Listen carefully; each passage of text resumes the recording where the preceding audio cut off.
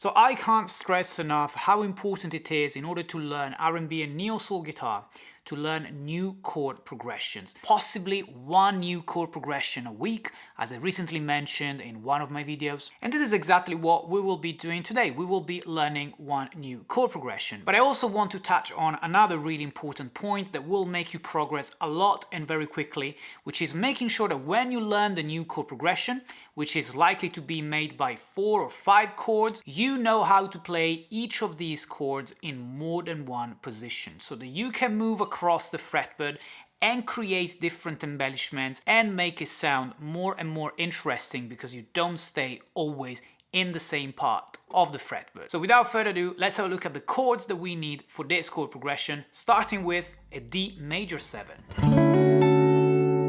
This is a D major 7 that I'm playing with the root on fret 5 of the A string. Then I'm gonna go to a B minor 7, again with the root on the A string, fret number 2. This is the chord, but I'm gonna start without this second finger so that you get a sort of 9th vibe. Okay, and then we will get that minor 3rd back with a few embellishments and melodies that I will show you later. Then we go to the 3rd chord, which is an F sharp minor 7. And we are, in fact, in the key of F sharp minor. Obviously, guys, tabs and music theory explanation, as always, are available on my Patreon.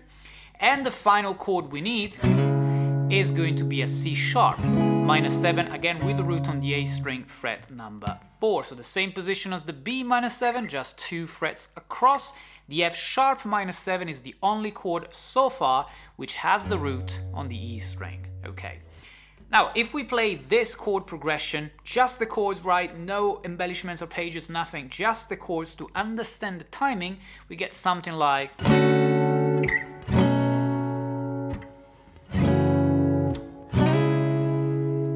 So it's a 2-bar chord progression where you can already hear that every 2 chords you change on the offbeat number 2, getting a bit of syncopation. So you can count it if you wish, something like 1 and 2 and 3, 4, 1 and 2 and 3, 4. Okay, so there is that change on the offbeat number 2. Now the way I would play it to give it a sort of R&B neo-soul flair and flavor would be something like this.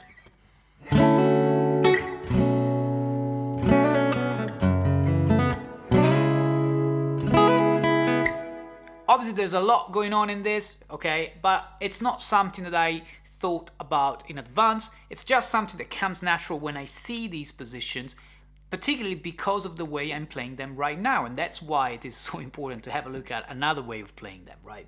So when I play this D major 7, I'm just thinking about going with a sort of long and then short sound, like... Okay, basically playing that upstroke as a staccato. Then when I move to this, as I said, I play this chord without the second finger, getting the 9th of the chord there. And what I like to do, I like to go slow with the downstroke, getting a rake. And then playing this melody really. Okay. On the 4 minor chord, which is, you know, this B minor 7 in the key of F sharp minor. And I do... Probably you saw that on the D major 7 I'm also doing a hammer-on with my pinky, which is fairly typical here. Definitely more interesting than just, you know, play the chords the way they are.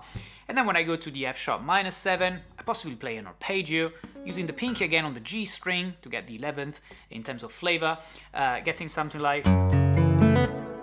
Okay, and then when I go to the C sharp minor 7, the last chord, I like to slide to that chord from the previous one. Okay, something like this. And then on the C sharp minor 7, you can do a sort of melody again using your pinky, doing a typical hammer-on pull-off. So typical and unique of this R&B neo-soul style.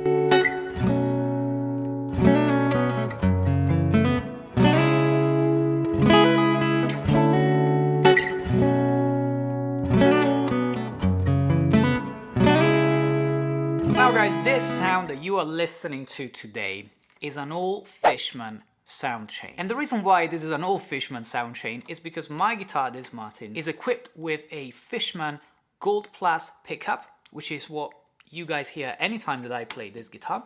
But now this guitar is plugged in and it's going straight into this beautiful amp, which is a Fishman amp. It's a Loudbox Micro, which is a small portable amp, 40 watts of power, really powerful, which sounds amazing. And it is made for acoustic guitars. Now, if you guys play the acoustic guitar or even the electric guitar, I'm pretty sure that you know about Fishman, and Fishman is the sponsor of this lesson. Fishman makes amps, as you can see, it makes pickups, it makes pedals, and this amp particularly is a great solution if you want to play plugged in, if you want to play your acoustic guitar plugged in, whether it's home or whether it's for a gig or whatever. Obviously, you can set all of your EQ, your gain level, your master volume. You can connect two guitars, or you can connect a guitar and the microphone if you want to sing, or if you're going to play a duo gig, for example. And one of the things that I like the most is that there is a DI output, from which I'm going now straight into my audio interface so that you guys can hear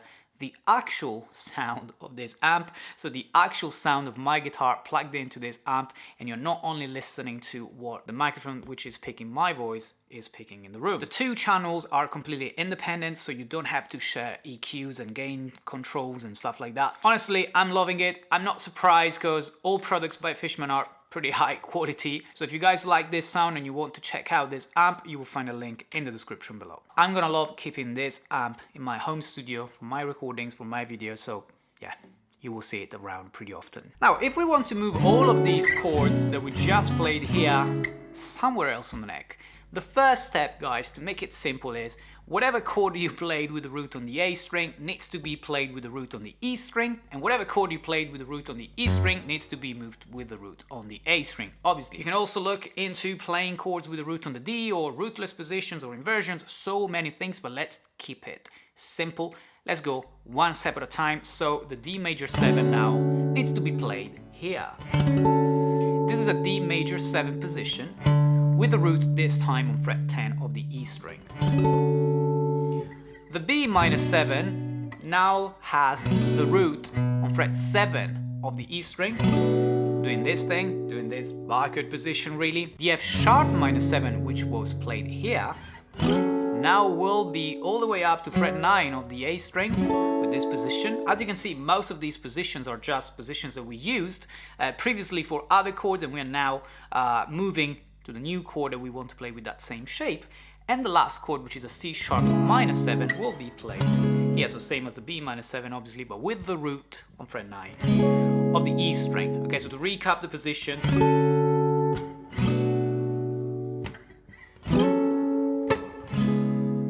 so if I was to play the same type of vibe with these chords now, with these positions, I would get something like this.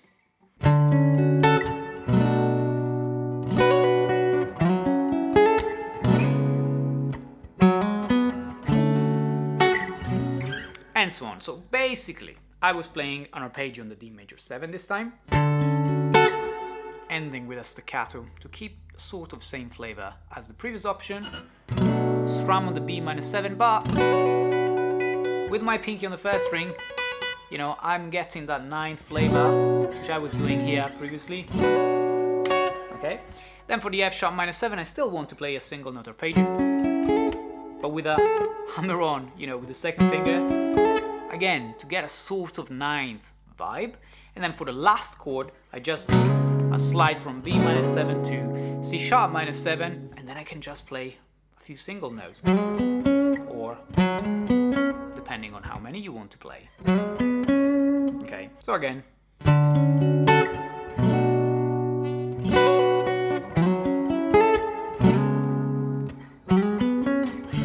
And then you can move back to the previous option, but my advice for you guys would be to really make the most out of this lesson. Once you've learned the first way of playing these chords and the second way, don't treat them as two separate options. Actually, try to combine them. So you can start with this chord, and then go here,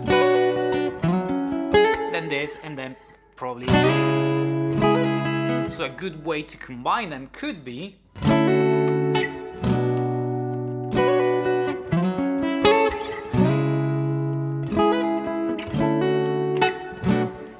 on. You can try your own way of combining them, selecting which positions you like the most and changing them every single time, because like we said, we don't want to stay in the same area of the fretboard for the whole time if we play the same chord progression, because by changing the position you get new ideas. You get new ideas for hammer-on embellishments, for melodies and things like that to spice it up. Now if you want to learn all of these options with the embellishments, the melodies, the arpeggios, you will find a full tab on my Patreon together with a full music theory analysis. And if you guys want to learn more R&B neo-soul guitar with me, you will find my courses linked in the description below. Hope you guys have enjoyed this lesson. Let me know if you have any questions in the comments below, and thanks again Fishman for sponsoring this video.